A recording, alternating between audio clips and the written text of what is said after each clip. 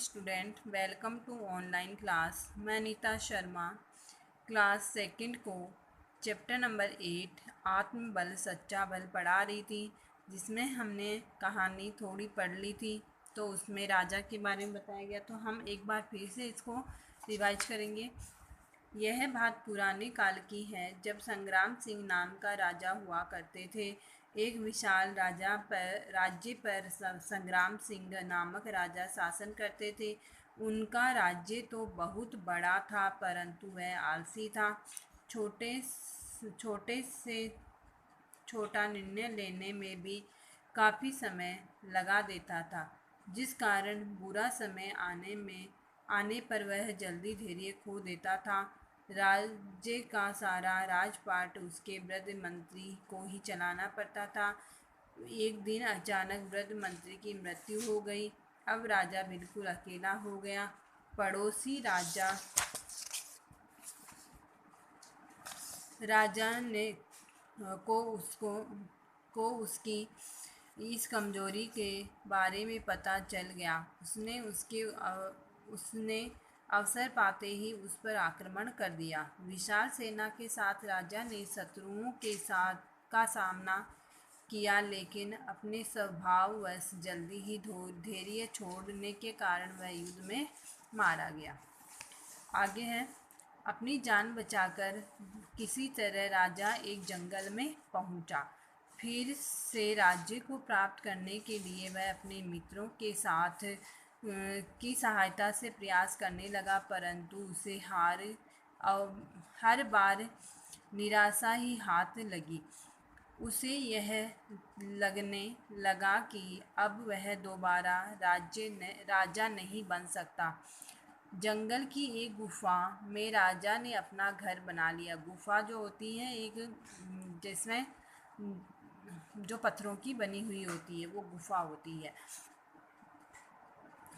किसी तरह अपने खोए हुए राज्य को फिर से प्राप्त कर सकता है, बस यही किस प्रकार प्राप्त कर सकता है, बस यही विचार उसे सताता रहता। एक दिन अचानक गुफा में उसकी दृष्टि यानी नज़र एक मकड़ी पर पड़ी।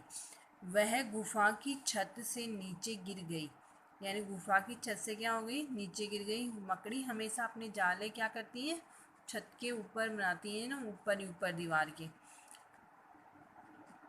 छत पर मकड़ी ने जाला बुन रखा था, यानी बना रखा था। वह ऊपर चढ़ने का प्रयत्न करती, परंतु हर बार फिसलकर नीचे गिर जाती। राजा लगातार उसे देखता रहा। जैसे ही मकड़ी जाले से थोड़ी दूर पर होती, वह नीचे गिर जाती। ऊपर चढ़ने के लिए मकड़ी ने 7 बार प्रयत्न किया, परंतु प्रत्येक बार वह नीचे गिर गई। अब राजा ने सोचा कि अब यह मकड़ी ऊपर चढ़ने की कोशिश नहीं करेगी, परंतु राजा की सोच क्या थी, गलत निकली। कुछ समय रुकने के बाद, यानी वो थोड़ी देर आराम करके फिर क्या करती है, वह दुगने उत्साह यानी डबल उत्साह के साथ दीवार पर चढ़ने लगी। आधे रास्ते में पहुंचकर वह कुछ दूर के लिए रुक गई। मजबूत कदमों के साथ, यानी एकदम डटकर, यानी मजबूत अपने कदमों के साथ वह क्या करी, उसने फिर से आगे बढ़ना शुरू कर दिया। इस बार वह छत पर चढ़ने में सफल हो गई और अपने जाले के पास पहुंच गई, यानी अपने घर के पास पहुंच गई।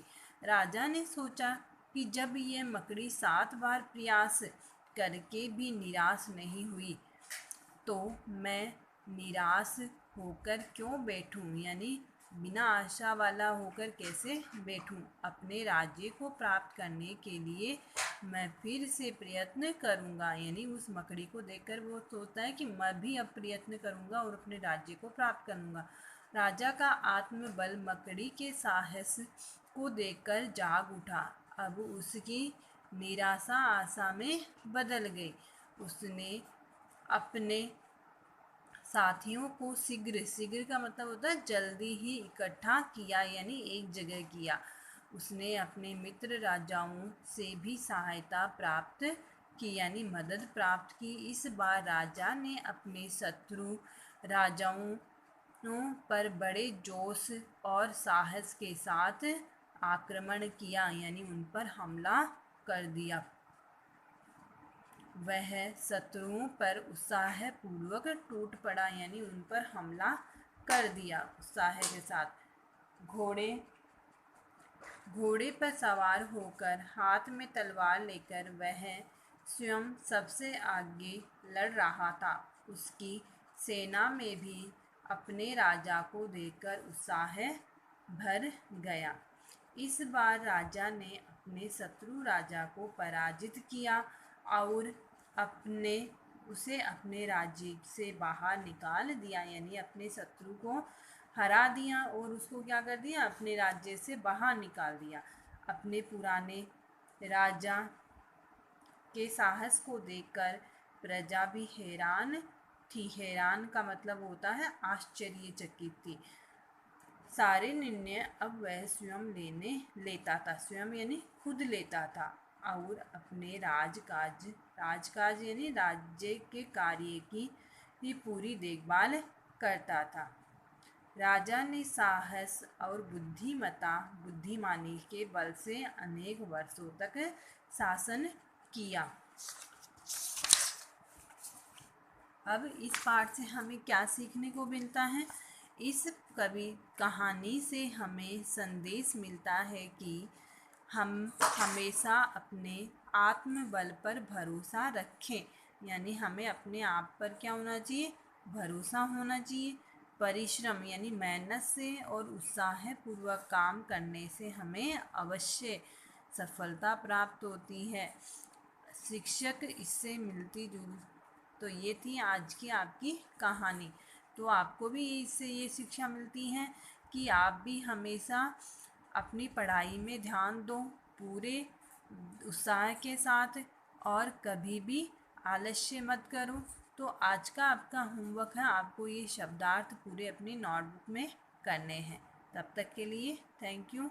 नेक्स्ट वीडियो में हम इसकी क्वेश्चन आंसर देखेंगे।